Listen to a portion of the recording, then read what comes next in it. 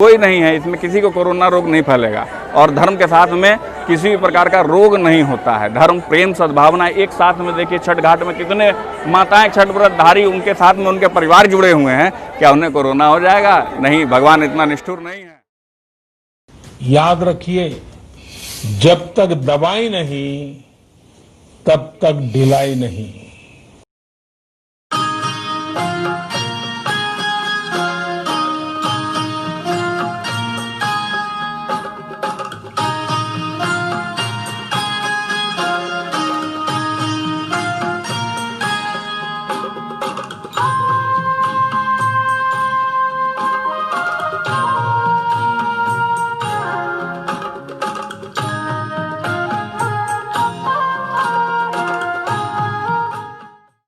नमस्कार। सबसे पहले तो थोड़ी देर से ही सही, लेकिन छठ पूजा की आप सभी को हार्दिक शुभकामनाएं।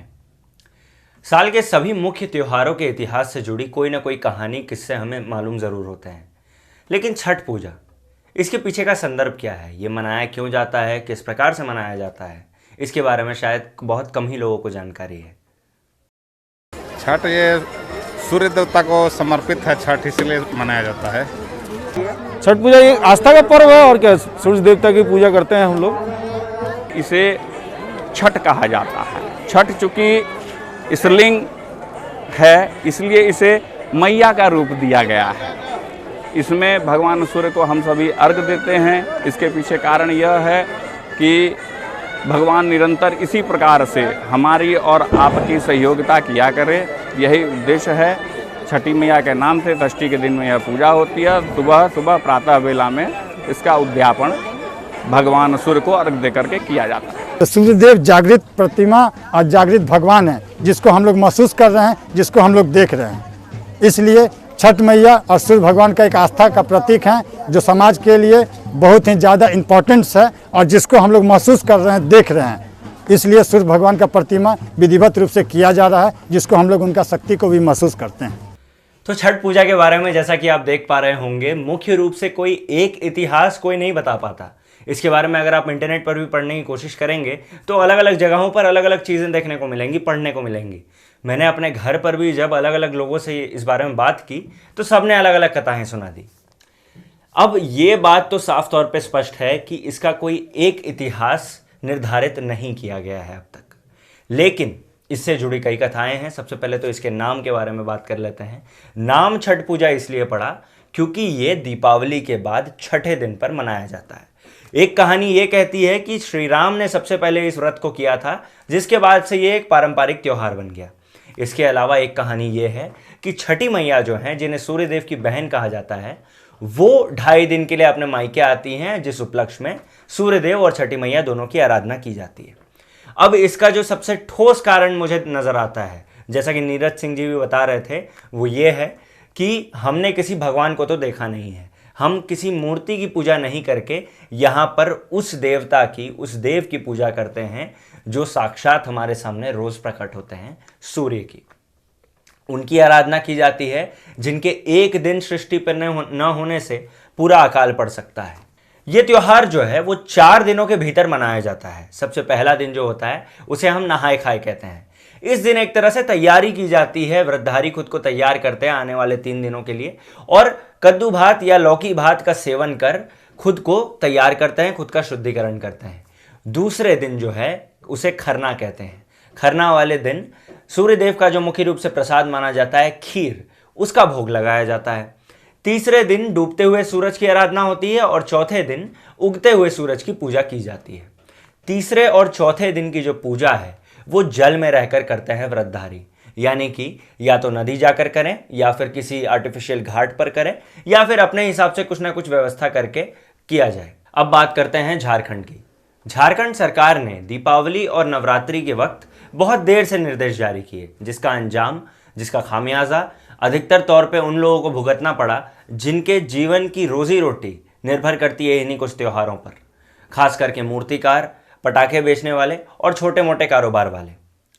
अब इन सब चीज़ों को देखने के बाद, सरकार को लगातार आगाह करने के बावजूद, छठ पूजा में निर्देश काफ़ी देर से जारी किए गए। इसके बाद जब निर्देश आए भी तो जो हमारे चीफ मिनिस्टर है हेमंत सोरेन जी, उन्होंने साफ तौर पे ये कह दिया कि घाट पर जाकर इस साल पूजा नहीं की जाएगी। अब जो है जनता में भर गया आक्रोश, विपक्षी दलों ने कैटलिस्ट का कार्यभार निभाया और इसके बाद जो है सभी उतर गए सड़क पे। विरोध प्रदर्शन हुए, काफ़ी ट्वीट्स वगैरह हुए, सीएम को लेटर लिखे गए और अंततः अपने ही पार्टी वालों तक के दबाव में आकर हेमंत सोरेन जी को निर्देश बदलने पड़े और घाट पर जाने की अनुमति के साथ नए निर्देश जारी किए गए।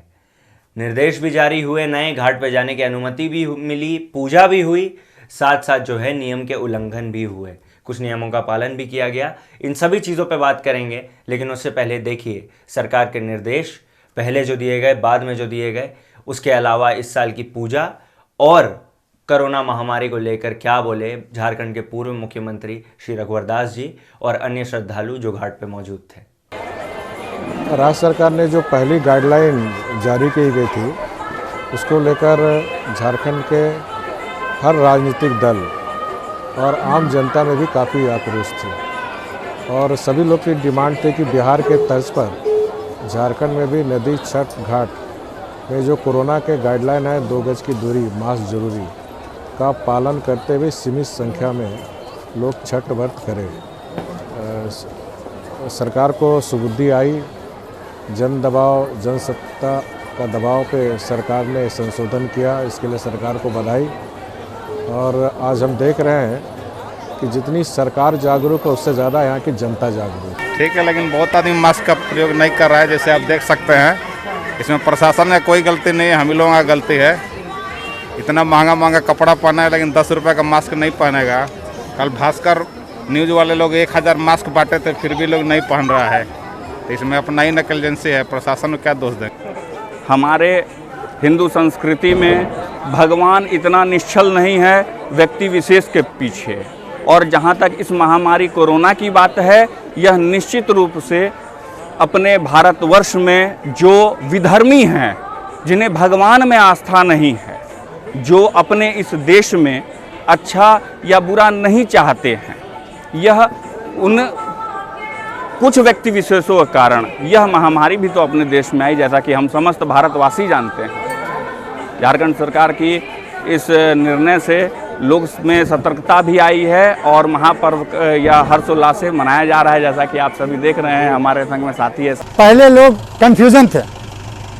कन्फ्यूजन थे कि सरकार क्या निर्णय लेगी और किस दिशा में ये हमारा महापर्व को क्षति होगा, हम पूजा कर पाएंगे या नहीं कर पाएंगे, ये कन्फ्यूजन में लोग थे। लेकिन सरकार ने आदेश तो जारी किया, लेकिन उसमें सरकार ने विलम्ब किया। कुछ लोग बिहार चल गए, कुछ लोग अपने घर के समीप जेसीबी से गड्ढा कर लिए, कुछ लोग बड़ा बर्तन टब खरीद लिए।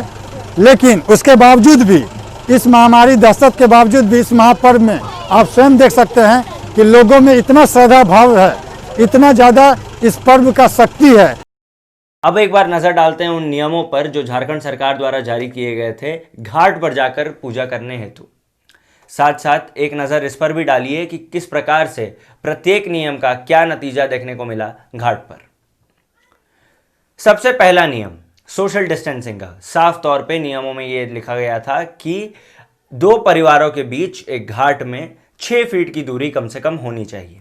क्या प्रशासन और कमेटी के सहयोग से ये कर पाना इतना मुश्किल था या कहीं पर इन्हीं से चूक हो गई? सबसे पहले अगर आप दृश्य देख पा रहे होंगे तो सूर्य मंदिर में एक घाट ऐसी है जो खचाखच भरी हुई है, किसी भी प्रकार से सोशल डिस्टेंसिंग का नामो निशान नजर नहीं आ रहा है। और उसी सूर्य मंदिर के दूसरे घाट में आधी जगह खाली पड़ी है। यहाँ पर कमी किसकी, कमजोरी किसकी, प्रशासन की या फिर पूजा कमेटी की? जिम्मेदारी मेरे हिसाब से दोनों की ही बनती है। दूसरा नियम, मास्क पहनना सभी के लिए बेहद ज़रूरी। अब इस नियम के लिए जनता से क्या ही उम्मीद लगाई जाए जब कमेटी वाले, पूजा कमेटी वाले खुद ही अलग अलग जगहों पर बैज टांगे हुए टेंट के नीचे बैठे हुए बिना मास्क के बैठे हुए थे। सूर्य मंदिर में घूम घूम कर पूजा के दौरान पूरे वक्त कमेटी मेंबर्स कह जरूर रहे थे लोगों से मास्क पहनने के लिए, लेकिन ये आखिरकार दूसरे घाटों पे क्यों नहीं हो सका? तीसरा नियम, पटाखे फोड़ने पर सख्त मनाही। इस नियम का पूर्णतः उल्लंघन करता हुआ दिखा हुड़लुंग घाट। यहाँ पर अलग अलग जगहों पे, यहाँ तक कि पूरे घाट में आप जहाँ कहीं भी चले जाएं, हर जगह पटाखे फूटते हुए नजर आए। यहां तक कि कमिटी वाले लोगों से यह बता रहे थे कि आपको किस प्रकार से कहां पे पटाखे फोड़ने चाहिए और कहां पर नहीं। मना कोई नहीं कर रहा था। कुछ ऐसे लोग भी हैं जिनकी सराहना करना बेहद ज़रूरी, वो लोग जिन्होंने समय की गंभीरता को समझा, महामारी की गंभीरता को समझा और उसके अनुरूप तैयारियां की।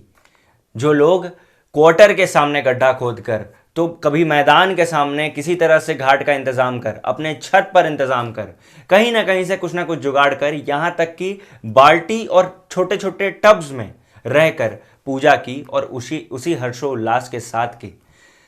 यह सवाल तो जरूर बनता है कि क्या उन राज्यों में जहां पर घाट पर जाने की अनुमति नहीं मिली, वहां पर छठ पूजा नहीं हुई होगी? मैं समझता हूं बिल्कुल हुई होगी और ऐसा ही होना चाहिए था। जाने से पहले आपको बताना चाहूंगा एक कंपनी के बारे में जिसका नाम है द स्पोर्ट्स स्पिरिट। ये कंपनी ऐसी है जो आपको लगातार स्पोर्ट्स न्यूज़ से अपडेटेड रखने की कोशिश कर रही है।